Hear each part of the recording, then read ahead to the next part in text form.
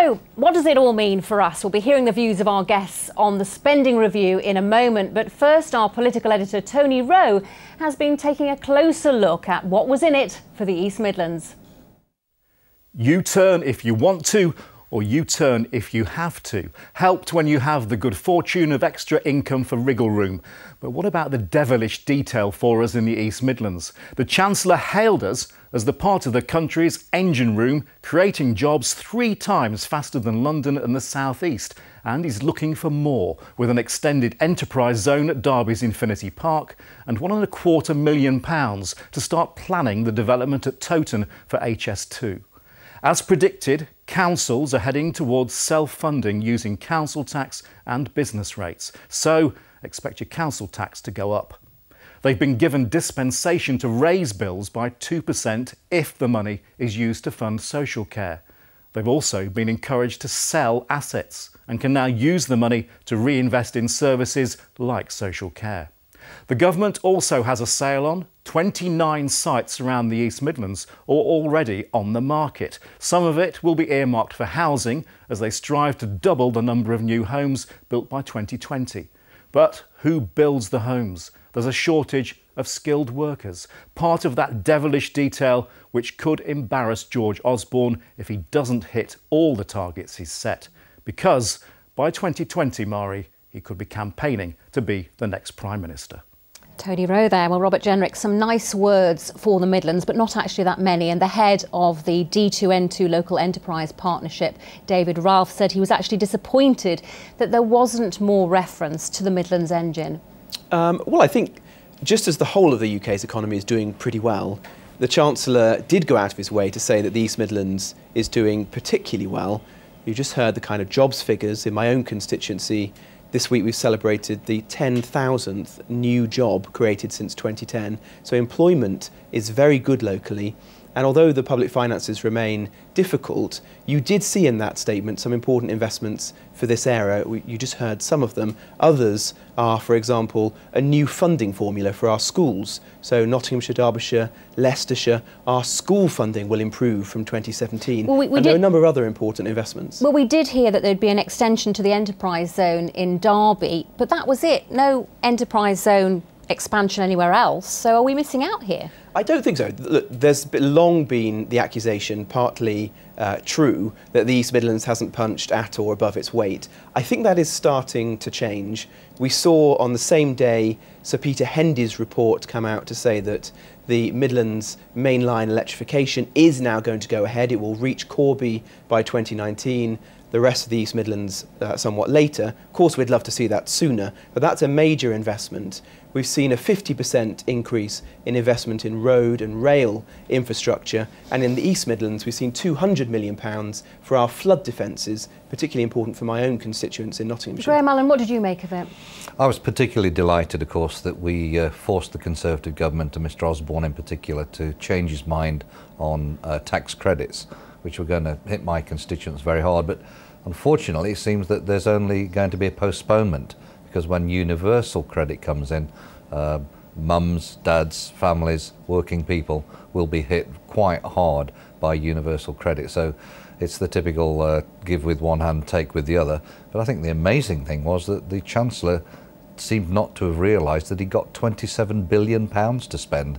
He suddenly produced that. Rabbit out of the hat moment, well, a lot of people yes, said. But you know, if you've suddenly got that amount of money, I can tell you a lot of very, very good things that we could spend that money on. What should the Chancellor have been spending that money on then? Well, rather than getting him out of the hole, for example, the key thing for me is always about skills and education. And it may be perhaps the people in Newark are dancing around the maypole about economic news. I've got to say, in Nottingham North, I've got a lot of people whose lives are wasted because they don't get the opportunity. And further education now has been cut by a further 40%. That is going to be very long term, and this theme keeps recurring, stopping all the spending on prevention and saving on stuff that actually will cost you a lot more money if you don't get it right in the short term. How did you feel, I'm sorry to ask you, but when you saw your shadow Chancellor, John McDonnell, brandishing Chairman Mao's little red book, how did you feel about that?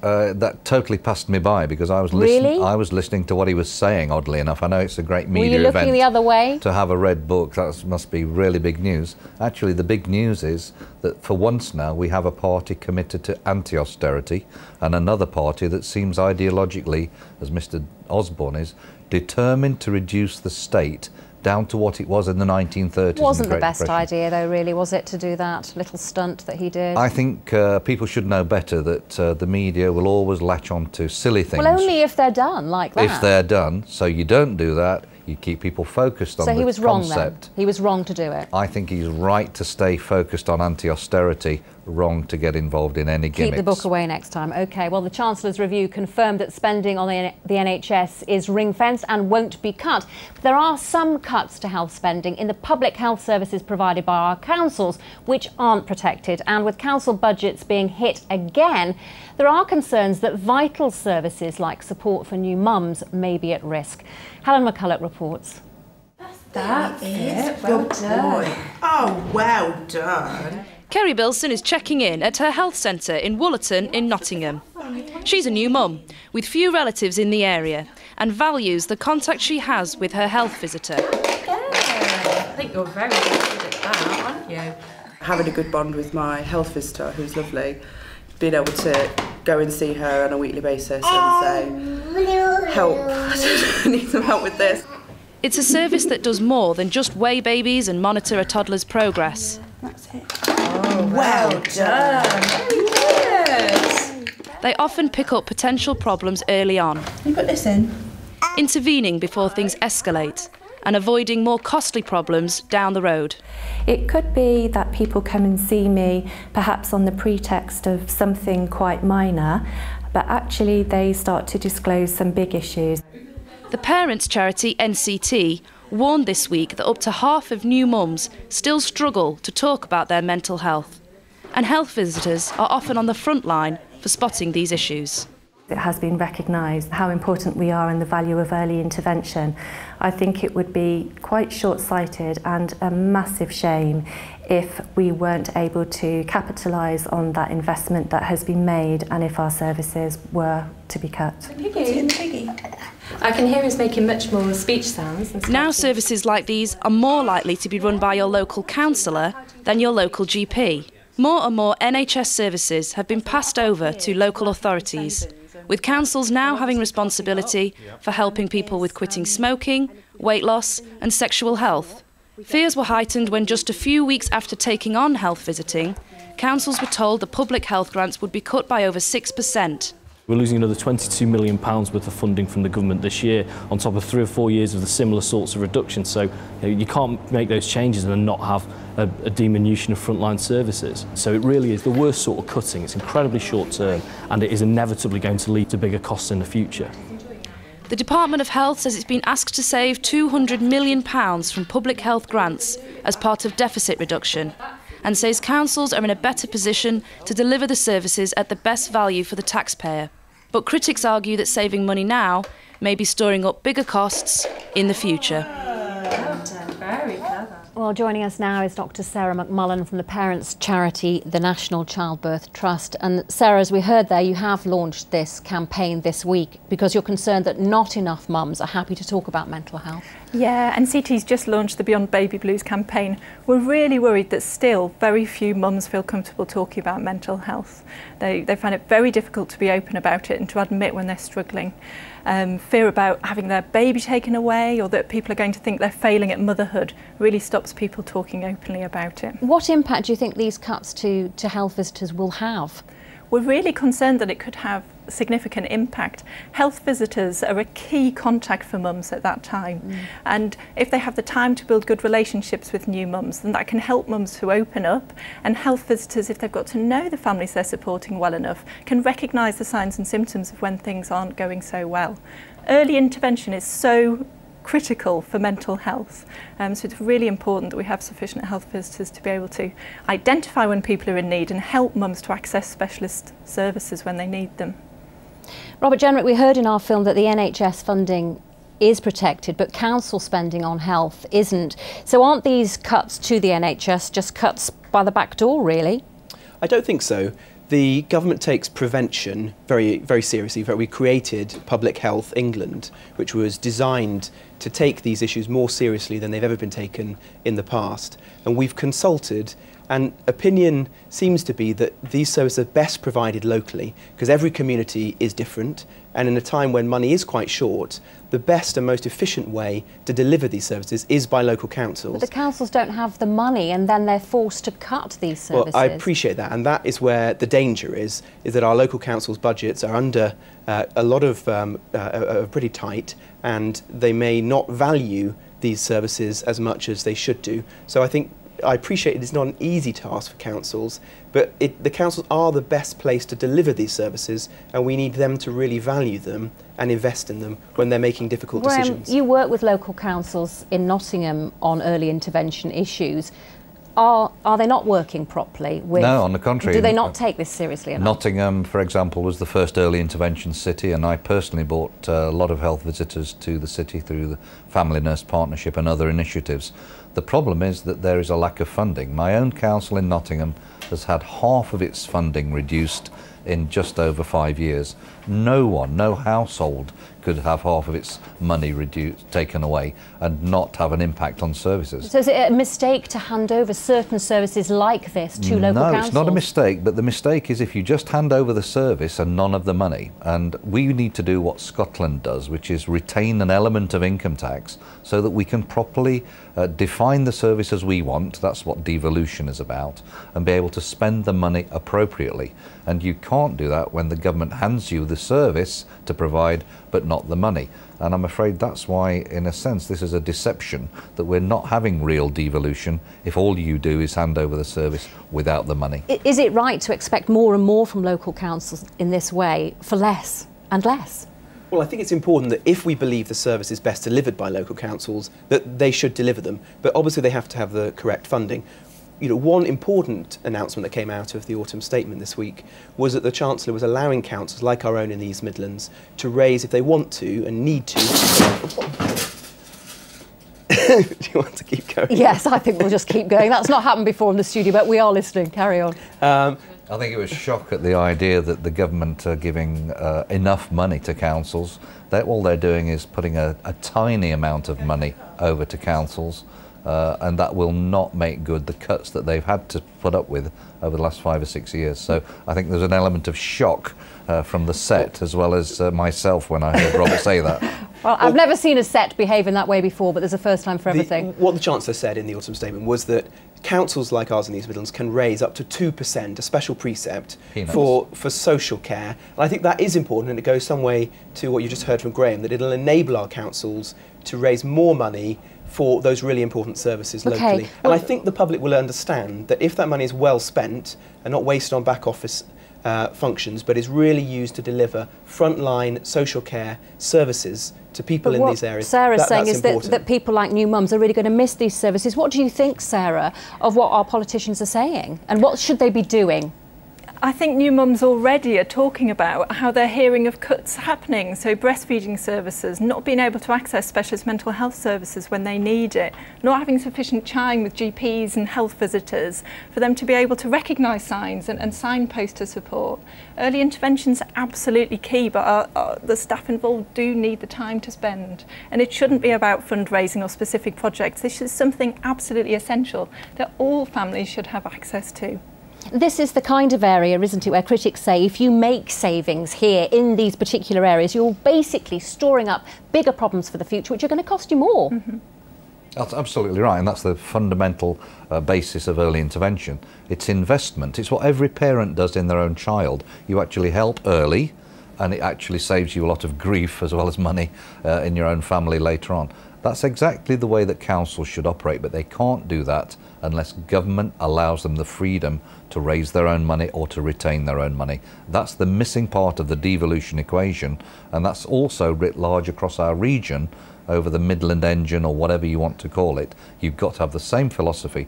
Devolution means money and power. What would you say finally needs to be done here, Sarah? Finally, we need to listen to parents. We need to think about the support that parents need and listen to them when they say they're not able to access it. We really need to put the parents first. Sarah McMullen, thank you very much indeed for coming into the studio and joining us. Next, a young performance poet from Leicester is establishing himself as the voice of his generation. Toby Campion uses his upbringing in the city to talk about tolerance, equality and even the fact that the Midlands gets overlooked by politicians. And as Rob Pitton found out, politics plays a large part in his poetry. Hi, I'm the Midlands. Thought I should reintroduce myself because you never acknowledged me. He's the performance poet giving voice to Midlands anger and the alienation of his generation from politics. We are supposed to be married, but I barely feel engaged. And yet I seem to stick around because you're always telling me that you'll change every 5 years. Toby Campion's a 24-year-old from Leicester who's promoting his hometown to a national audience. I try and tackle subjects in not so much the obvious way, and I always bring my personal experience into it, because I think if you're talking about such massive political issues, you need to have quite a key focus that people can kind of hone in on. Tell them how I only made sheep number 2 in our school nativity, but I was cast as Rama in the Diwali play that year, and I was bloody great. Toby's a leading voice in the revival of performance poetry and can be seen at venues across the country. Politics is really important to what I do. Generally, I just write about things that annoy me or frustrate me or that I find funny, and a lot of it ends up being things that are quite political, actually. So it's not necessary that I intend to go out and write about politics, it's just that ends up coming out in my work. And there's a swipe too at the notion of a Midlands engine room, portraying the region as the middle child, struggling for attention against the South East and the North. Robbing the rich and feeding the poor. I've got legends in my forests and kings beneath my car parks. I've got royalty running through my tarmac. Although he's happy to admit he's a left-wing poet, he's also directed his fire at all politicians for ignoring his generation. I came away from school not knowing the difference between left wing and right wing, or who the main political parties were, or how the House of Parliament work, or the House of Commons works. And I don't think that was something that was an accident. I think that was very intentional, that people from state schools, comprehensive schools aren't taught that kind of thing and aren't taught how to engage politically in this country. Tell them about the day that bus full of hate rolled up on your doorstep. Those angry men, organised into a pack, a league of defence who only seemed to attack, and yet despite the wrath of those furious men, an entire city stood united against them. Tell them, Leicester.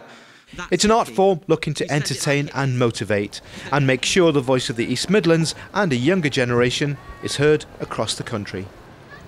Toby Campion there, who's been performing in Nottingham this week, and of course you can catch him at other venues across the East Midlands. Toby Campion there, Graham, making some very entertaining but powerful and serious points, and it's a worry that he says that, you know, the younger generation, his generation, feels so alienated about I think politics. he made a very good case for every young person to have creative arts access at school, and also every young person at school to be able to study civics and politics, which many of them cannot do at the moment.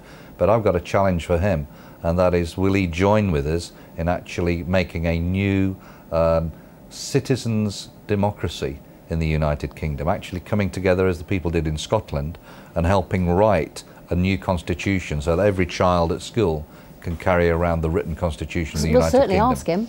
I think we can ask him, but also it would involve loads and loads of millions of people on social media getting involved in our politics, and I think that's really the only way you can stop young people feeling alienated, because a lot of the time Westminster seems to be completely irrelevant to their lives. And that's true, isn't it? Is it any wonder they feel alienated? Yeah, I think it struck me in my short time as a Member of Parliament, particularly as a younger MP, how little most of my younger constituents know about Westminster. And one thing I've done is set up a scheme now whereby every young person who turns 18 in my Newark constituency can come down to Westminster on a bus with their contemporaries, see Parliament, meet me, learn more about democracy. That would be lovely, but what Toby was also saying, wasn't it, is that under 25s particularly have borne a lot of the cuts and the pressures on cuts as well, particularly in tuition fees, for example. So no wonder they feel that they're having a hard time. The problem is it's a vicious circle, isn't it? If young people don't get involved in politics, if they don't vote, then some of our political leaders will be less likely to take their issues seriously. So we need to ensure young people go to the ballot box, and really make their voices heard. Because there is an issue of generational fairness at the moment whereby austerity and cuts are predominantly hurting younger people, and our pensioners and older constituents, whilst no one's saying it's easy, are not being as hurt, as hit as hard. Maybe things are improving though, because in the last election 58% of people under 25 voted, and those figures are rising. I mean, I think in 2005 it was 38%. Mary, I think it's a myth that young people aren't involved in politics. They're just not involved in parliamentary politics. They're involved in climate change. A lot of them are involved in, should we go to war in Syria, for example. A lot of them are involved in local issues and local campaign groups. What we need to do in politics is make sure that in parliamentary politics is that finds expression through Parliament. And maybe one of the things is, and I suggested it in a select committee report last year, is that people should be able to vote online. Young people aged 16 and 17 should be able to participate in our elections. It's a matter of reaching out to young people and engaging with them. Not saying that they are not interested in politics, because they are. Okay.